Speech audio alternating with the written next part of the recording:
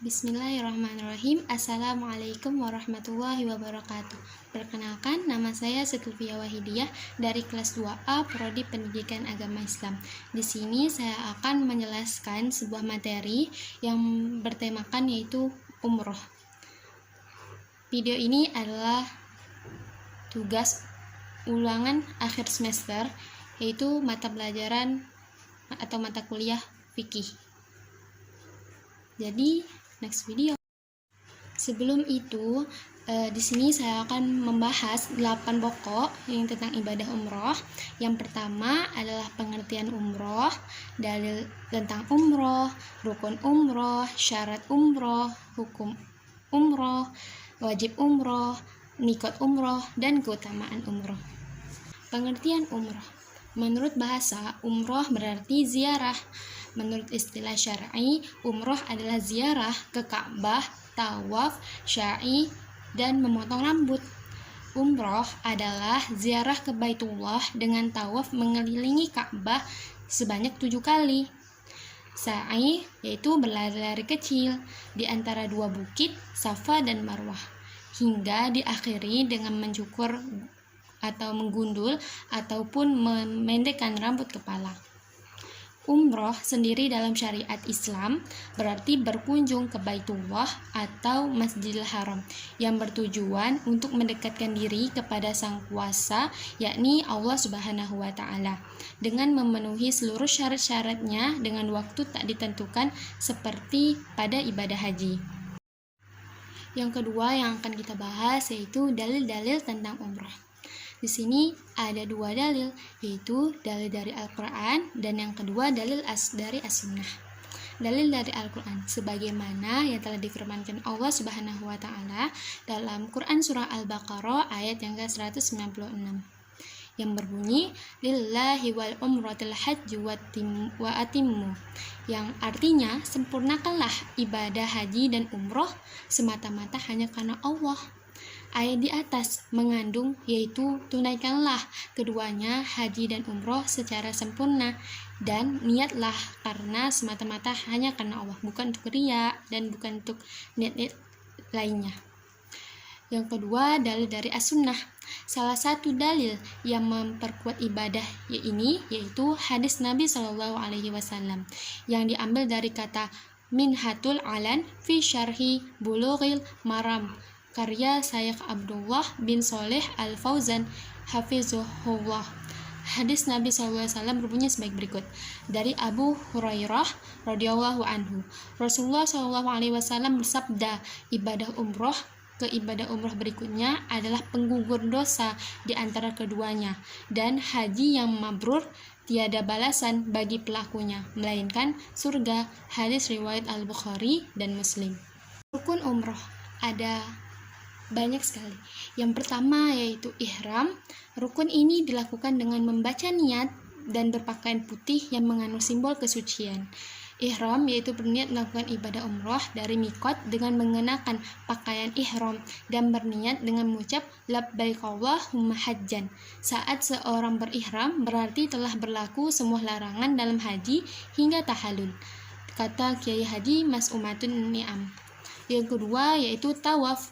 Rukun tawaf mengelilingi Ka'bah sebanyak 7 putaran. Tawaf dimulai dari Hajar Aswad, berakhir di Hajar Aswad pula. Dalam prosesnya, jamaah disunnahkan berlari-lari kecil pada 3 putaran pertama dan berjalan biasa pada 4 putaran terakhir. Yang ketiga yaitu melakukan sa'i. Melakukan sa'i yang dimulai dari Bukit Safa ke Bukit Marwah.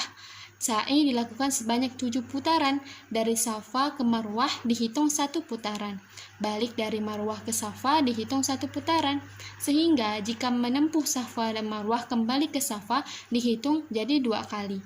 Di Bukit Safa, jamaah bisa menaiki bukit lalu menghadap Ka'bah dan berzikir khusus yang telah ditetapkan Rasulullah SAW. Yang keempat, tahallul. Setelah sa'i, tata cara umroh selanjutnya ialah para jamaah diperintahkan bertahallul. Tahallul merupakan memendekkan seluruh rambut kepala atau mencukur gundul dan yang mencukur gundul itulah yang lebih afdol. Adapun bagi wanita cukup dengan memotong rambutnya panjang 1 ruas jari. Yang kelima, tertib. Tertib maksudnya semua rukun di atas harus dilakukan secara berurutan. Jika tidak, ibadah umroh tidaklah sah. Selanjutnya, syarat umroh. Imam Ibnu Katsir menerangkan, diriwayatkannya secara sahih bahwa Nabi melakukan umroh sebanyak 4 kali, dan semuanya beliau kerjakan pada bulan Zulqa'dah, yaitu umroh Hudaybiyah pada tahun ke-6 Hijriah, umrohul Qada pada tahun ke-7 Hijriah, umroh Jiranah pada tahun ke-8 Hijriah, dan umroh terakhir saat Haji Wada di tahun ke-10 Hijriah. Sebelum melakukan ibadahnya, baiknya kita melihat apakah sudah memenuhi syarat wajibnya. Sebaliknya, jika kita termasuk ke dalam semua syaratnya ini, maka kita sudah bersyarat untuk menunaikannya. Yang pertama, beragama Islam atau merupakan orang Muslim. Beragama Islam merupakan syarat sebagaimana ibadah lainnya.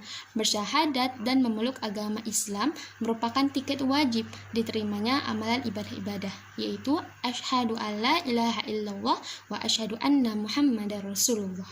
Yang kedua, baligh dan berakal. Baligh merupakan batas manusia sudah masuk ke perhitungan amalan baik atau buruk. Semua yang dilakukan manusia yang baligh akan dicatat menjadi pahala atau dosanya. Untuk batasan baligh terdapat tanda-tanda seperti mimpi basah, munculnya bulu kemaluan, haid untuk wanita, dan lainnya. Syarat yang keempat yaitu memiliki kemampuan. Kemampuan dalam hal ini yang dimaksud adalah finansial, kesehatan, maupun ilmu pengetahuan. Yang kelima, adanya mahram bagi perempuan. Ditemani mahram merupakan salah satu syarat perempuan boleh berpergian jauh di dalam Islam. Ibadah ini merupakan satu ibadah yang wajib bersafar, oleh karenanya perlu bersama mahram. Ini menjadi syarat bagi perempuan. Hukum umroh, ada sunnah dan ada wajib. Sunnah, hukum umroh adalah sunnah. Ulama yang berpendapat sunnah seperti Imam Abu Hanifah, Imam Malik, riwayat dari Ibnu Mas'ud, dan pendapat yang dipilih Syekhul Islam Ibnu Taimiyah. Yang kedua, wajib.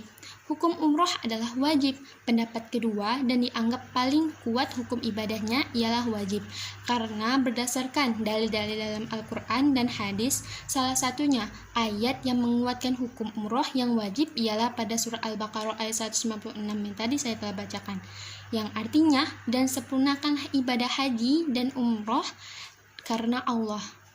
Dalam ayat ini, umroh disandingkan dengan ibadah haji. Hal itu yang jadi rujukan sahabat Umar, Ibnu Abbas, Zaid bin Sabit radhiyallahu anhum, juga para imam seperti Imam Syafi'i dan Imam Malik, dan dalam menetapkan hukumnya. Selain itu, diriwayatkan Rasulullah SAW melakukan umroh hingga 4 kali selama hidupnya. Selanjutnya, wajib umroh. Berikut wajib umroh yang perlu Anda ketahui. Yang pertama, berihram di miqat. Yang kedua, tidak melanggar larangan sewaktu ihram. Yang ketiga, menjalankan rukun umroh. Miqat umroh. Ada yang tahu apa itu miqat umroh? Miqat berarti waktu dan juga berarti tempat. Maksudnya ialah waktu dan tempat yang telah ditentukan untuk memulaikan melaksanakan ibadah umroh.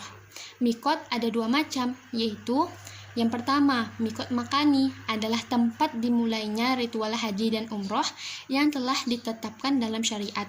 Di tempat ini, seseorang muslim hanya menggunakan 2 helai kain putih yang merupakan simbol telah ditinggalkannya segala kenikmatan dunia, yaitu ihram tadi.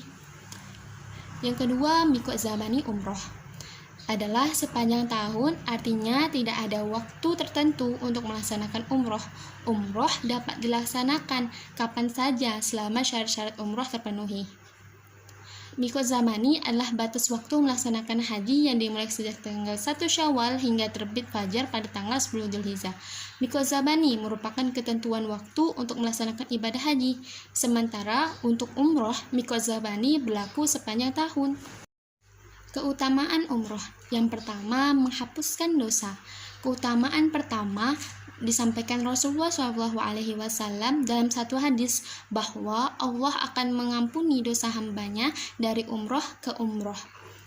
Dari Abu Hurairah, ia berkata, Rasulullah SAW bersabda, antara umroh yang satu dan umroh lainnya itu akan menghapuskan dosa di antara keduanya, dan haji mabrur tidak ada batasannya, tidak ada balasnya melainkan surga. Itu hadis riwayat Bukhari nomor 1773 dan Muslim nomor 1349. Yang kedua, menghilangkan kekafiran. Keutamaan kedua juga merupakan ibadah yang disebut Rasulullah SAW menghilangkan kekafiran dan menghapuskan dosa-dosa. Bahkan dilukiskan dalam salah satu hadis sahih penghapusan dosanya seperti pembakaran yang menghilangkan karat pada besi, emas, dan perak. Dari Abdullah, Rasulullah SAW bersabda, ikutkanlah umroh kepada haji, karena keduanya menghilangkan kemiskinan dan dosa-dosa sebagaimana pembakaran menghilangkan karat pada besi, emas, dan perak. Sementara itu tidak ada pahala bagi haji yang mabrur kecuali surga. Masya Allah sekali ya. Itu dari hadis riwayat An-Nasai nomor 2631, Tirmizi nomor 810, Ahmad. Kata Syekh Al-Albani, hadis ini hasan atau sahih. Yang ketiga, keutamaan umroh yaitu disetarakan dengan berjihad bagi wanita. Keutamaan yang ketiga ini khusus perempuan. Perjuangan jamaah perempuan saat umroh disetarakan oleh Rasulullah SAW dengan berjihad. Hal ini diungkapkan olehnya kepada Aisyah. Aisyah berkata, wahai Rasulullah, apakah wanita juga wajib berjihad? Beliau SAW menjawab, iya, dia wajib berjihad tanpa ada peperangan di dalamnya, yaitu dengan haji dan umroh. Berarti wanita itu wajib berjihad tapi tidak melalui peperangan, yaitu melalui haji dan umroh. Itu dari hadis riwayat Ibnu Majah nomor 2901. Hadis ini disahihkan Syekh Al-Albani. Baiklah, sekian dari saya. Apabila ada kesalahan dari saya, mohon dimaafkan karena kebenaran hanya datang dari Allah. Baiklah, wabillahi taufiq wa hidayah. Assalamualaikum warahmatullahi wabarakatuh. Bye bye.